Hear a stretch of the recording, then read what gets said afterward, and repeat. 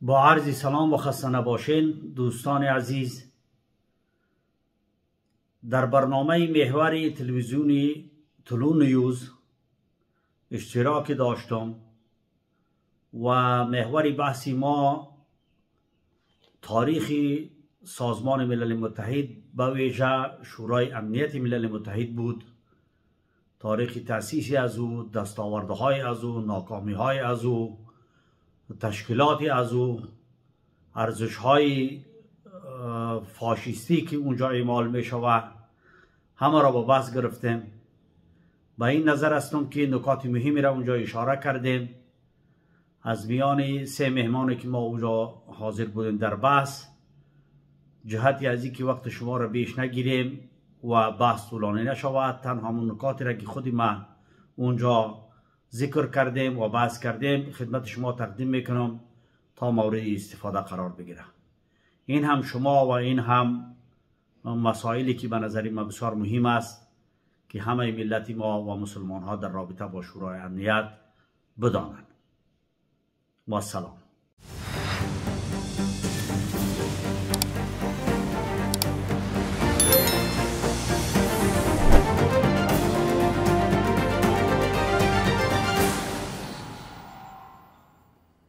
سلام، وقتتان بخیر. به محور خوش آمدید. شورای امنیت سازمان ملل متحد به تاریخ 6 ماه روان میلادی نشستی را درباره افغانستان برگزار می‌کند.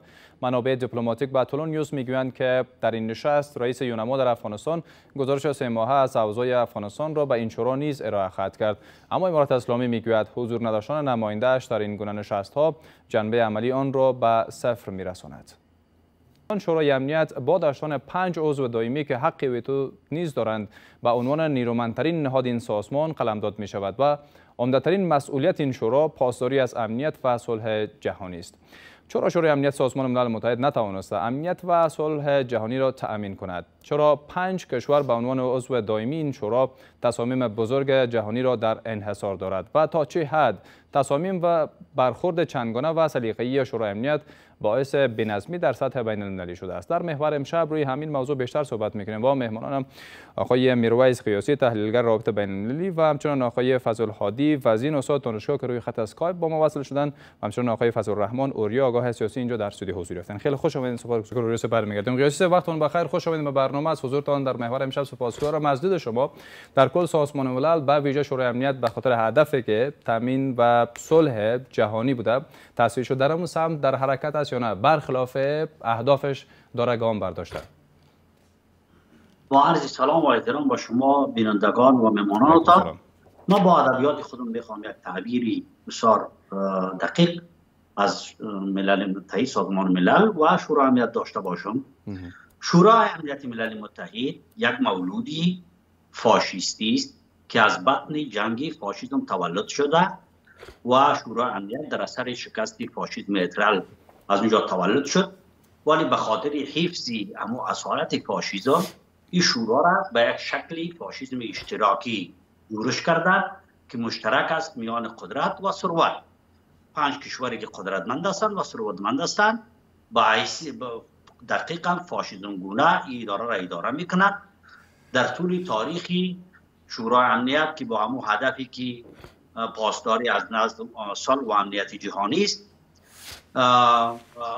285 جنگ خونین از 1945 و بعد تا حال اتفاق افتاده و در این 285 جنگ 40 میلیون انسان کشته شده.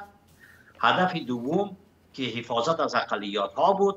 هیچ اقلیتی در هیچ سرزمینی در طول تاریخ شورای امنیت این مسئول نبوده و امو رساترین تعبیری را که برای شورای امنیت کرده اقبال بزرگ، اقبال میگه که من از این بیش ندانم کفن دزدی چند، برای تقسیم قبور انجمنی ساختن. و دیگه در امنیت ما و شماست که کسایی که شورای امنیت در مجموع ملل متحد و با شورای امنیت تأسیس کردن 3 شخص بودن: روزولت، استالین و چرچیل. روزولت، استالین، چرچیل. خود روزولت نسبتا آدمی بدی نبوده در تاریخ زندگیش، ولی چرچیل یک آدمی چوتار، یک آدمی کلاهبردار، یک آدمی که فتنه و فریب و مداری از او در تاریخ مشهور است. و استالین هم برای شما معلوم است که یک آدمی یک انسان را آدم کش در زندگی و حیات خود 30-40 میلیون انسان با دستان خود به قدرت خود کشته. اما بیدل میگه که حالا به این باور برسیم که شما از 285 جنگ خونین هم در جهان یادآوری کردین قیاسی صاحب، در حال حاضر می‌بینیم بحران هایی که وجود دارد، جنگ اوکراین روسیه. بفرمایید. درست بفرمایید. من همین تکمیل بکنم، همین کل خلاصش همین است. بفرمایید. و تا سال 2016 روسیه 106 بار در شورای امنیت حق ویتوی خود استفاده کرده، 79 بار امریکا استفاده کرده و باقی به همین قسم. شاید امریکا تا حال 80-85 بار تا 2024 کرده باشه که در این جمله 44 بار تنها به نفع اسرائیل امریکا ویتو کرده. اما مرحوم قذافی بسیار تعبیری رسا داشت، میگفت که ملل متحد حیثیت هاید پارک داره، هاید پارک لندن که اونجا برید تنها سخنرانی کنین، ولی باقی دو پشت دروازه اونجا 5 کشور تصمیم میگیرن. 10 عضو علالبدل هم که برای 2 سال شورای امنیت داره هیچ کار هستن اونجا، کلی از اونها رای بودن 4 عضو با شمول 10 عضو علالبدل، 1 عضو اگه بگو که کار نمیشه نمیشه. شورای امنیت در مجموع یک جمله خلاصه کنیم، یک نهادی فاشیستی ناموفق، فقط 7 مورد موفقیت داشته که باز در جریان باز اگه خواستیم رو بدون که هیچ حساب نمیشه. یعنی یک چیز که معناست. و میخوام یک پرسش دیگر قبل از اینکه از آقای وزیر بپرسم، شما میخوام مطرح بکنم، ما گونه که شورا هم کردین، یعنی شورا به جای اینکه حل فصل بکنه منازعات جهانی را و تامین بکنه حفظ جهانی را، مبادل شده به یک پلتفرم تقابل قدرت ها. این مبادل نشده، این ادبیات بسیار تاثیر داره در سخنه برادر محترم پیشتر تغییر کرده گپا نیست. از روز اولی که تاسیس شده با همین خاطر تاسیس شده که فقط قدرتمندا، سورمندا، امپریالیستا، حتی 1971 چین در این قدرت آوردن. چین خود اول خواست ملل متحد شورای امنیت نبود، قدرت از اون کشوری بیچاره تایوان گرفتن آوردن به چین دادن. از اساس از تاسیسش هم مؤسسینش فتنه بودن، هم خودش یک نهاد فتنه است، یک نهاد فاشیستی است، یک نهاد غیر انسانی است، یک نهاد غیر عادلانه است، یک نهاد غیر دموکراتیک است. هر صفتی بدی که برای نهاد از نگاه عملی و از نگاه تئوری بخواید بگید، از روز اول همون بوده، این نیست که تغییر کرده. درست.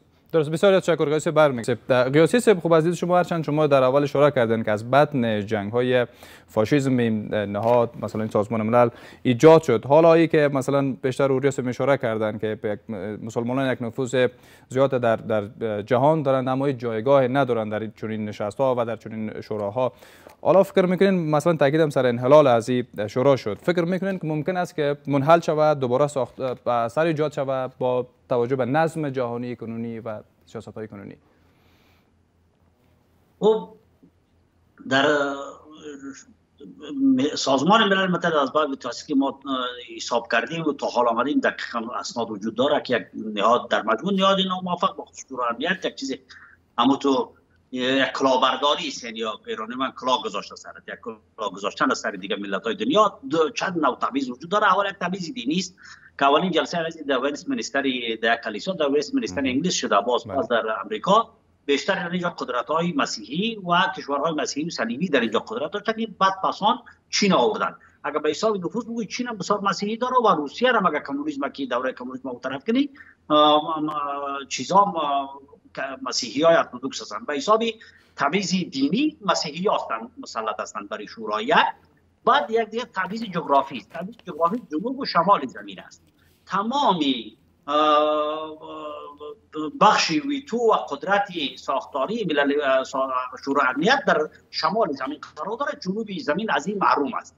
نوعیت تبعیض سومی که در شورای امنیت در ملل متحد وجود دارد، اگر ملل متحد که میگیم این شورای امنیت در ملل متحد در کاغذ هم چیز درست است، حتی در خود ملل متحد در منشور ملل متحد یک بار کلمه ویتو، همین لغت ویتو استفاده نشده در منشور ملل متحد. ما که تبعیض سوم هم که است تبعیض دینی، تبعیض اول تبعیض دینی است، تبعیض دوم تبعیض جغرافیایی است و تبعیض سوم تبعیض امت است، یعنی امت کفر و امت اسلام و کشورهای اسلامی با همین بزرگیشان با همین قدر کشور که در دنیا هستند تقریبا نفوسشان به 2 میلیارد میرسه. باقی کشورها دنیا اگر 8 میلیارد بگیریم 6 میلیارد میرسند. از نگاه نفوس هم یک تبعیض در برابر جهان اسلام است و بیشتر، یعنی شاید 100% نباشه 90-80% در یک اتفاق نظری نانوشته شده در شورای امنیت وجود داره که کشورهای اسلامی، کشورهای جهان سوم و با کشورهای اسلامی دارای بم اتم نباشند، دارای قدرت علمی نباشند، قدرت استراتژیک اتمی نباشند، ولکن و اتم به نفع مثلا چی باشند، ولی با کشورهایی که در محور از اونها که خود از اونها به حق دارند. این تبعیضات در متن ساخت بی تبعیض دینی اگر بگیم تنها میان اسلام و مسیحیت است یا نه ادیان دیگه هم میتونه شامل ازی شود؟ نه، مثلا بودیستا زیاد هستن در دنیا ولی اون یک میتون دارن اگر در چین رو ببینید از یک مکمل معلوم هستند. دیگر ملت ها به نحوی که ما بگوییم مسیحیت، بودیسم یا هندویسم در دنیا که زیاد بهترین نگذار داره با اسلام. در این سه دینی بزرگی که در دنیا وجود داره اینا چیز هستن، یک تبعیض یا فاشیسمی دینی در نوع ساختاری و قانونی شورای امنیت است. و درست ما میخوایم وقفه میگیریم و دوباره برمیگردیم. مقیاس اجازه بدیم وقفه بگیریم، مسئولین میدونن تا لحظات دیگر دوباره برمیگردیم و ادامه میدیم.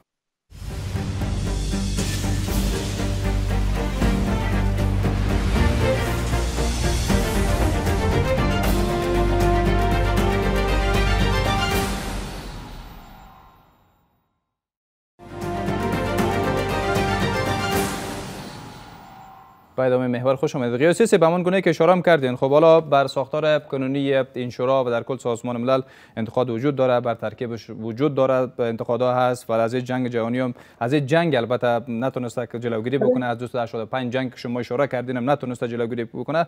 پس فکر میکنین فلسفه وجودی این شورا به چه معنی است در کل این سازمان؟ این یک فلسفه وجودی شده اگر در ادبیات عامیانه بگیم، یک قلدری زورگویی، کسی که زور داره پول داره، اونم اگر ارباب قریه واره که در سابق باش داشت در قریه اگر ارباب مال داشت پول داشت دیگه مردم استثمار میکرد. این به این اساس فلسفه وجودیش همیشه که به این اساسی باقی میمونه.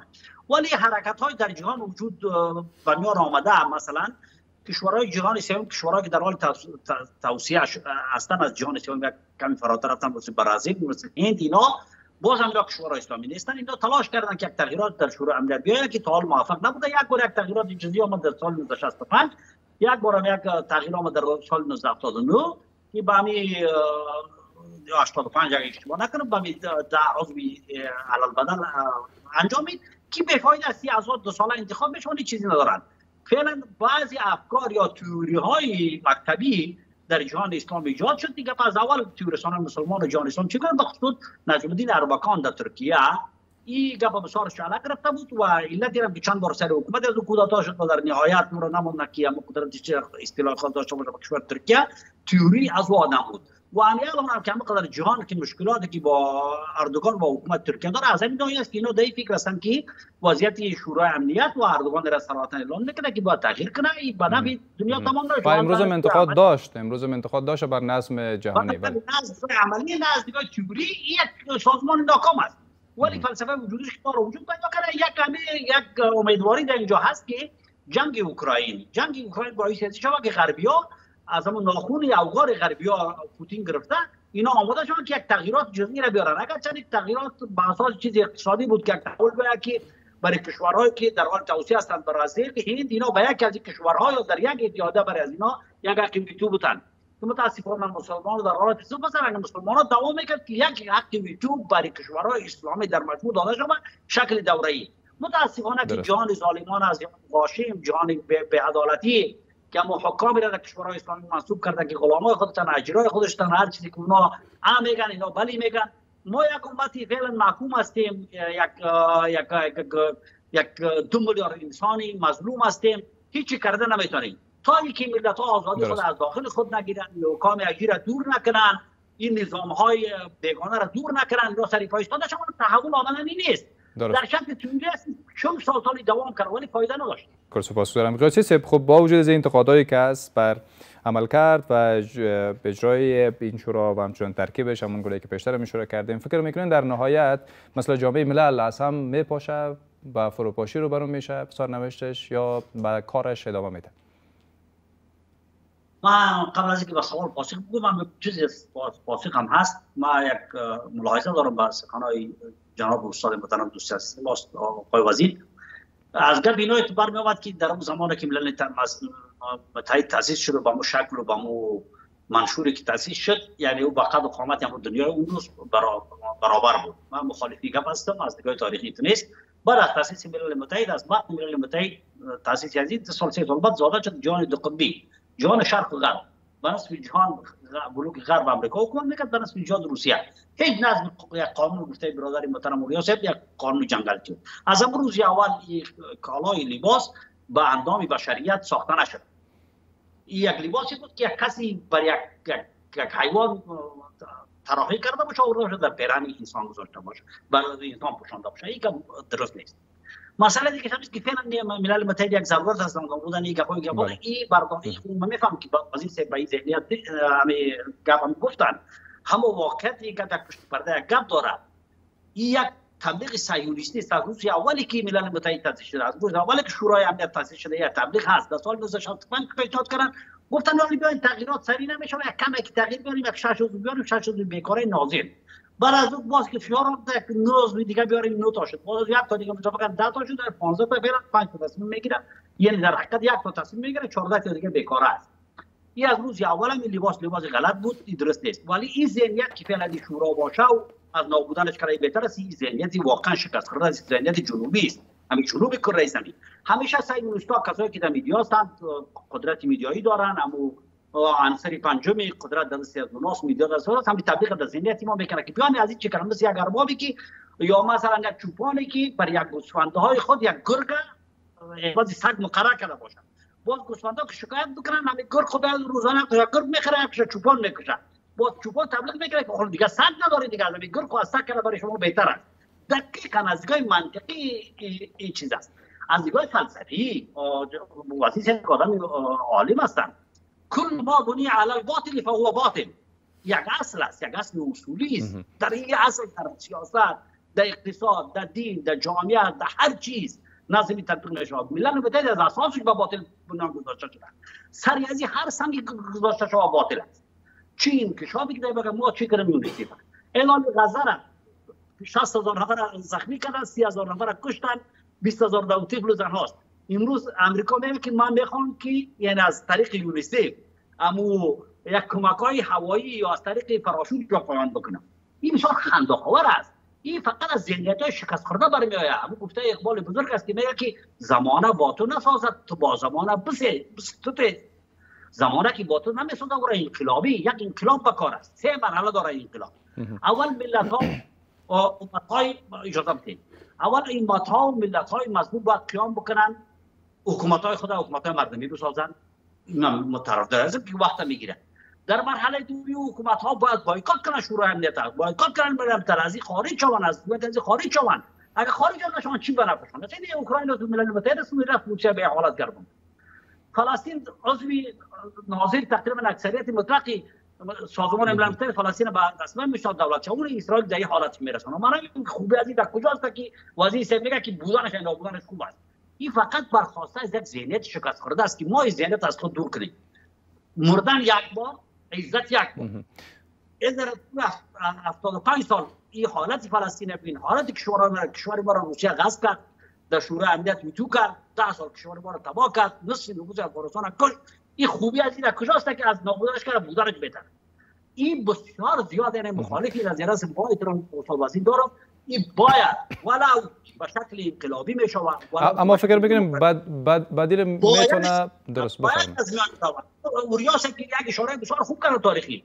خدا شاهد است که در زمانی که امپراتوری تزار بود، در زمانی که امپراتوری عثمانی بود، در زمانی که امپراتوری روما بود، که امپراتوری کسرا بود، بشر با این مصیبتی کال در شورای امنیت و در زمان 75 سال 285 جنگ شده، 40 میلیون انسان مرده.